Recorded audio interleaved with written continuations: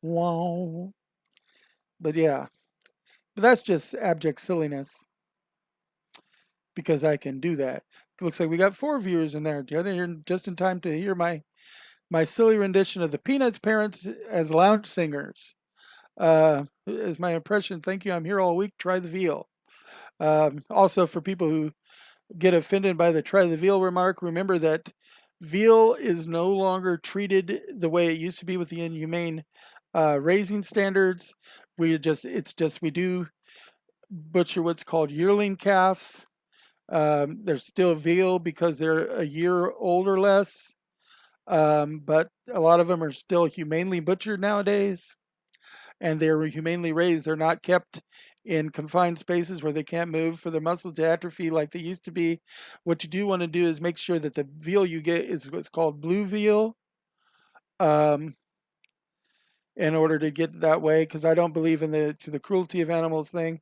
But like we eat lamb, but we very rarely eat mutton, and that the only difference between lamb and mutton is lamb is a yearling and mutton is usually 2 to 3 years old before it's butchered is really the only big difference.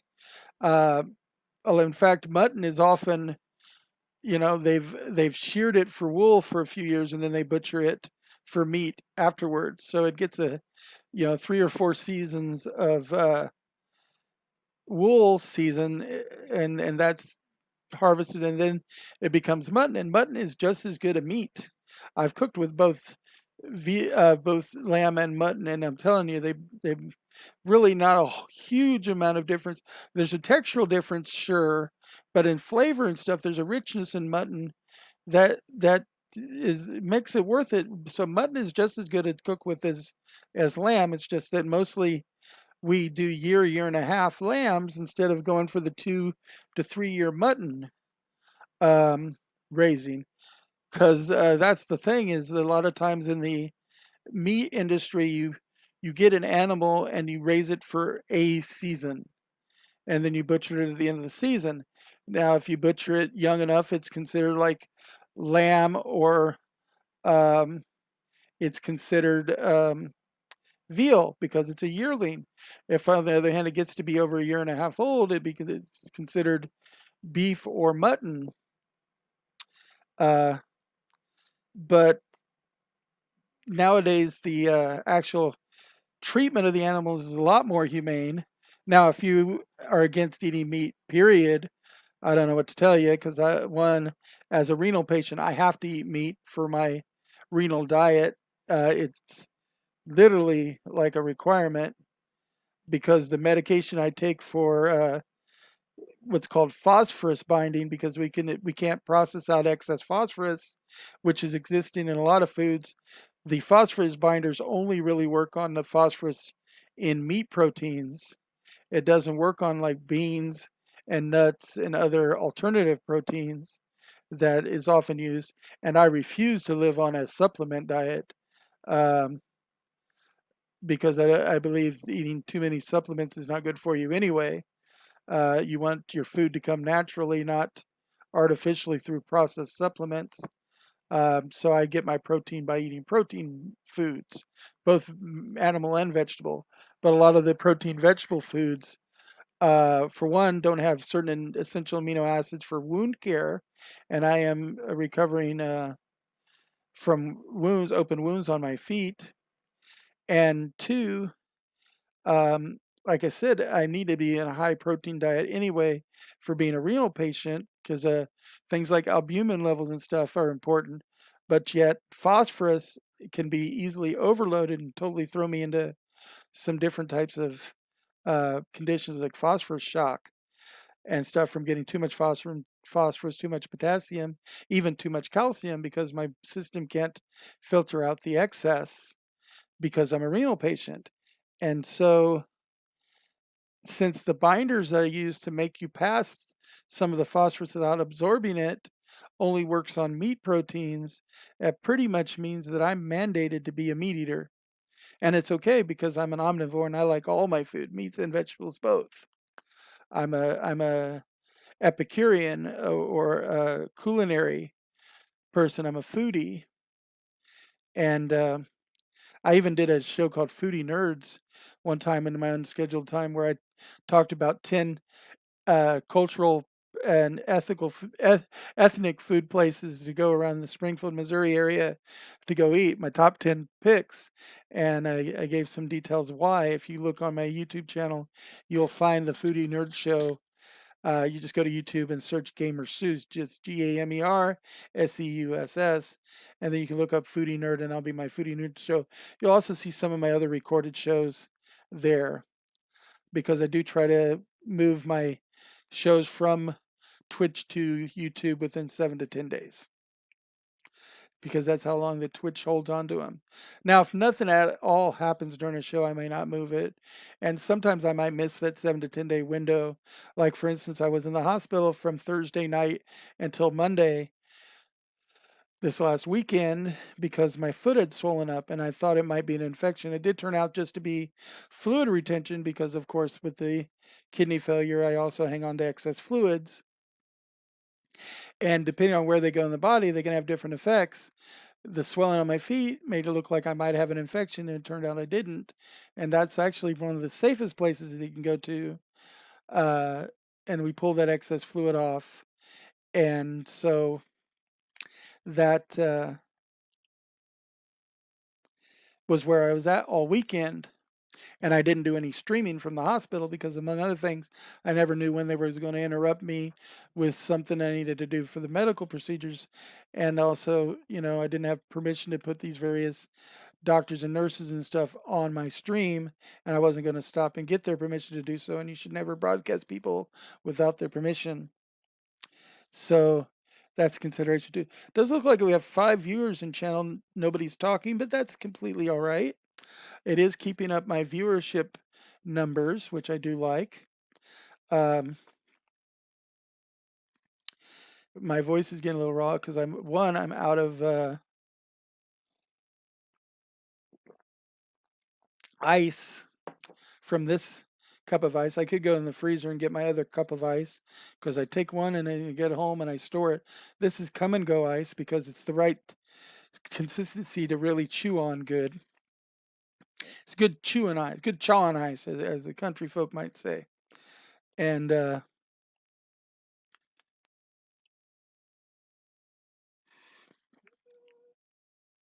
so I've been chewing on this ice, which does help me control my fluids. Oh, let's see. The bomb is saying something.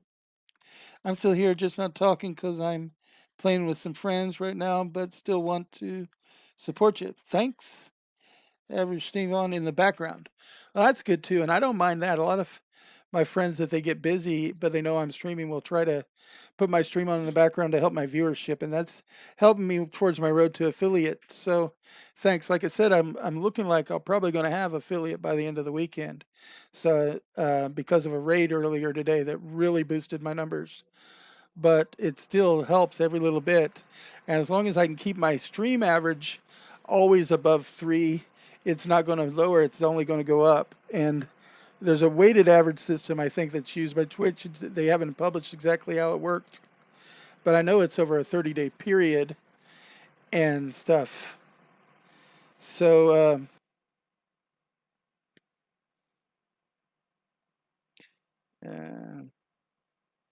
I can say, I can now do dense something. Couldn't quite read that. That's okay. But one of the goals for me is to get my stream to affiliate so people can start matching that subscribe button. It's mash or smash, as I think the words that a lot of them I've heard streamers use nowadays. I just say press the button. But I do want to remind people that once you are able to subscribe, everybody who has a Twitch Prime account gets one free subscription every month. And then that subscription goes away at the end of the month, and you can either renew it at the same Twitch channel or move it to another Twitch channel to show your support. And it doesn't cost you anything more than your normal Prime membership. Uh, or you can, of course, pay for subscription too, which is, I think, something like $5. I don't know if you want to support a stream regularly. Or for me to support me outside of my stream, you can go to my Patreon page and either become a $5 or $10 a month supporter there. and that'll support me directly. And that not only supports my stream, but it supports my writing career and a few other things. So if you become a supporter that way, it helps. Or if you want to soft support me by supporting the charity I support, you can either go to one of our events for eclectic endeavors that I'm involved with, or you can donate to Extra Life on my campaign. And there's an extension connected, depending on how you view my stream. If you can view the extension connected, you can donate directly that way. Or you can come into the channel and type for the bot exclamation Extra Life, and the bot will give you a link to my Extra Life profile and where I'm gathering money for the Children's Miracle Network. Uh, and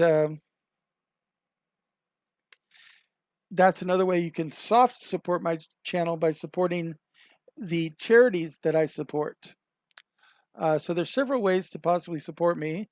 I'm scheduled to be on for another 15 minutes, but like I said, if people come in at the last minute, I may stay on longer. Otherwise, I'll probably cut it right at about midnight today, because I am tired, and I'm getting okay streaming numbers, but I don't want to, if I don't get more people in here, I don't want to thin it out too much by going too long. And I am going to be back to stream again between 11 and 12 tomorrow as an unscheduled stream, because I do have somebody planning to raid the channel, one of my Australian viewers, right around 11 to 12 o'clock. So I'm going to try to get on as soon as possible around then, so that they can raid me, because he's planning on bringing a raid over after his own stream is done with. And he's in Australia, so we're on very, very different time clocks. And but that'll also help my numbers too. So like I said, I am pretty much set to make affiliate by the end of this weekend. All things considered, I think I'm going to be able to get that affiliate invite, and that's going to help me out. It just depends on how they weight things and how it eventually cycles through, but I'm pretty sure I'm going to make those numbers by the end of the weekend if all goes as planned. And then you will be able to subscribe to me. And there's a couple of people who've said that as soon as I have the ability to subscribe, they plan to subscribe, mash that subscribe button. So it'll help me out quite a bit, because any funds that I make here on the stream are going to go just to mainly helping maintain the streaming, because I'm on disability. I'm not going to make a ton of money doing this. Nobody is expecting me to become the next Markiplier or Ninja. I'm not an esports athlete. I'm not going to compete in major tournaments, especially since I don't play first-person shooters or fighter games, which are the ones where the tournament players are anyway. I play RPGs, and I'm generally more into some of the older RPGs than some of the newer stuff. Like, people ask me if I play Fortnite. I've never played Fortnite. I don't even know what it's about. I don't care what it's about, because I'm not getting the game. It's just not what I'm doing. On the other hand, I play like Final Fantasy X and Dark Cloud, Elder Scrolls Online, Guild Wars 2, EverQuest, and this, and of course I do the alpha testing of Fractured. So I do a lot of MMO type stuff. And I even play RuneScape 3 to compare and contrast with this old school RuneScape. I'm going to give my voice a rest for a minute unless people comment and want to hear me, especially since I'm now down to drinking actual water, because I haven't got up to grab more of my ice.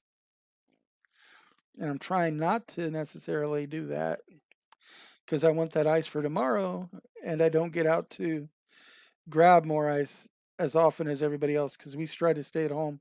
I only leave the house other than doctor's appointments, I only leave the house a couple of times a week, once a week to go for our regular grocery shopping, and once for date night on Thursdays, where we go out to eat. And otherwise, I'm generally don't leave the house, and so I don't go get a bunch of like uh, the ice that I need for my crushed ice habit. And they took the ice machine away from us at the dialysis center during COVID, because they're worried about cross contamination through the ice and stuff. Even though we were using a touch-free sensor ice machine, you'd think they'd want to encourage us to use that still. But of course, they also want us to wear masks of some kind during treatment. And of course, you can't be chewing on ice if you're got a mask in the way generally. I use a face shield because I cannot wear a mask. I'm claustrophobic. The mask does not work for me, but that's neither here nor there.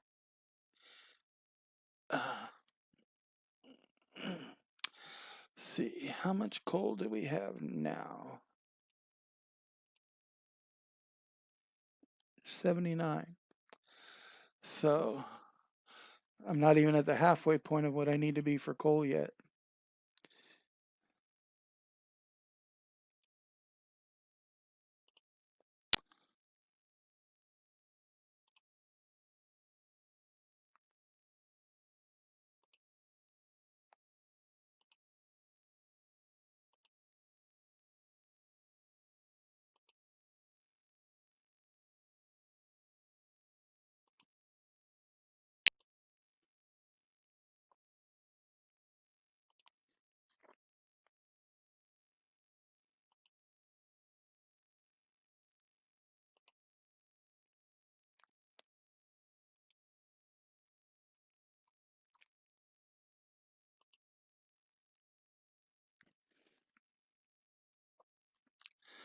Uh,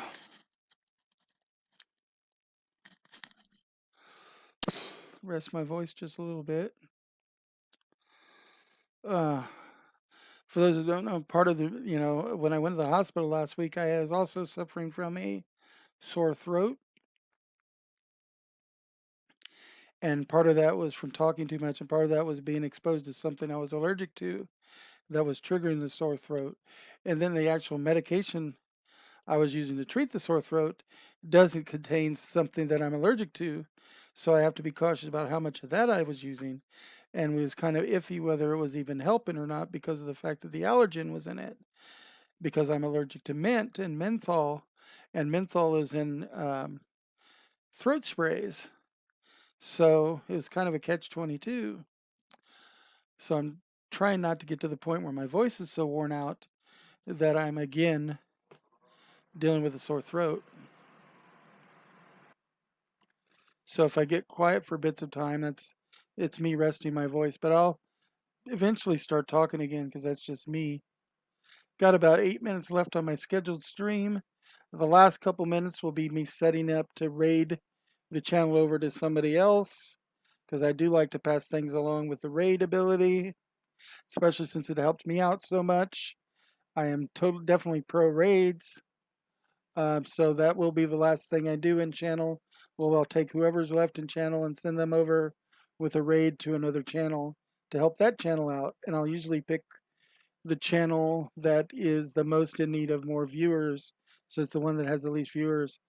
Because otherwise, my auto raid system is set to auto raid like the D&D and the Geek and Sundry channels. And they also often have viewers in the thousands when it's going. But when I'm actively sending over the host thing, I will try to send it over to smaller feeds that could use it, just like when the people have come in to help with my feed.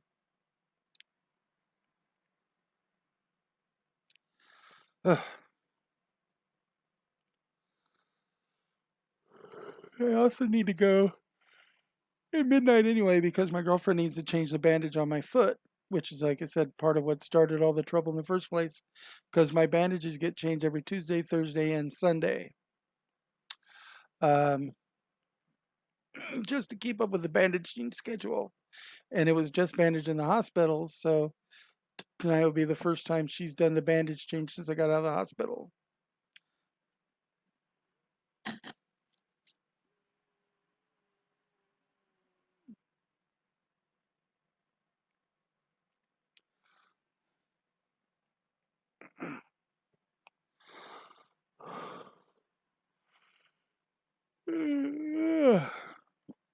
I guess that's part of the reason why she's still up and awake, because she knows she has to do that bandage change, which is why she's still in the channel, still supporting me that way, even though I'm not sure if her IP address counts, because it would be the same as mine, so they might think of it as artificially inflating and not count her. which is fine. I mean, she is choosing to do it of her own volition with her own account, and it is a separate person's account. It just happens to be my roommate, or in this case, my girlfriend, who is also my roommate, on the same Wi-Fi. But then I could be like using a public Wi-Fi center, and other people on that same public Wi-Fi could be listening in. You never know. So that's another thing that's thing is like I might stream for, like, for instance, Metagames Unlimited sometime in the future once that back room gets fully opened up again. And there might be listeners in Metagames Unlimited at the same time listening and watching the stream. So you never know. And in that case, they would have everybody would have the same basic IP address, because they're all coming in on the same Wi-Fi network, even though everybody has different accounts. But I guess they could recognize patterns too. Down to about 5 minutes left of the stream. So after I dump this load of coal, I will probably set up the raid and then log out for the night, unless a bunch of people come in at the last minute. Let me finish filling up this load of coal, though. And then when I get started on my stream tomorrow at about 11 o'clock, as soon as 11 a.m. as I can possibly get Central Standard Time, because I am somebody is planning on raiding me from Australia about that time. So as soon as I get home, I'm going to try to get on to make that possible. But I'll take where I left off here and go back to the smelting and forging of steel bars, which is what I'm ultimately working on right now. That's the actual grind I'm doing. And there it goes with that expulsion of air right into the microphone. I know that can bug some people. Sorry about that. It's just something I do automatically, especially the more tired I get.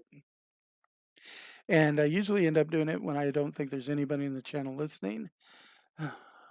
When I forget that there's people there, or they come in and I don't realize it yet, and I'm still thinking I'm talking to a empty channel, so I'm not talking a lot, and then I just suddenly do those explosions of air, expulsions of, I should say.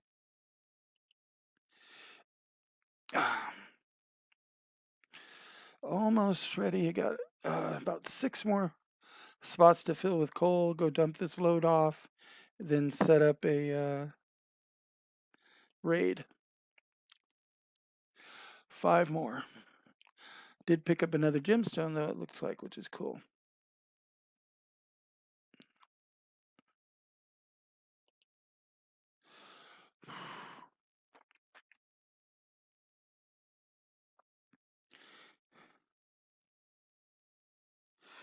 It's 11:57. 11:58. So I got about 2 minutes left officially of my stream.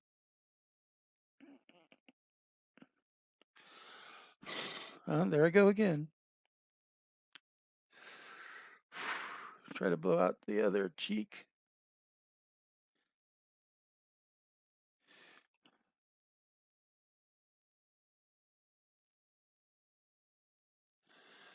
Ugh.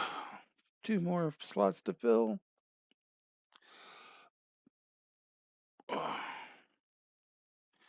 Some mining is quicker than others.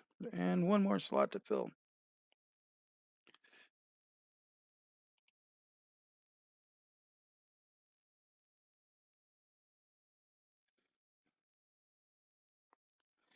There we go. I got my running shoes on.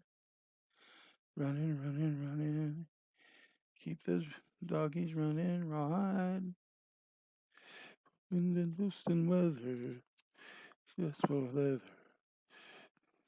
By my side. Open up.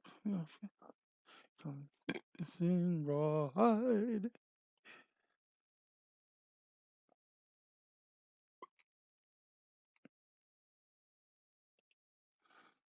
And there we go.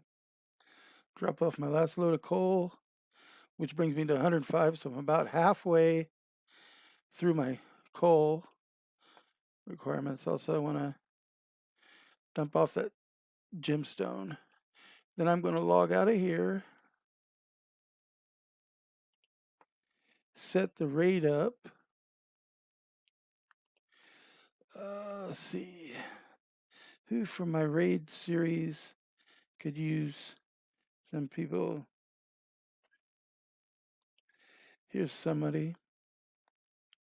So let's raid them. They only have one person in channel, so this raid should be able to help them. Send everybody over there. I won't be going with you to introduce you, but there, sent you over to raid. Give me a couple minutes for that to take effect, then log out. See you guys later. Thanks for coming and hanging out with me. It's been really appreciated. If you can even hear me now, that the raid has gone over.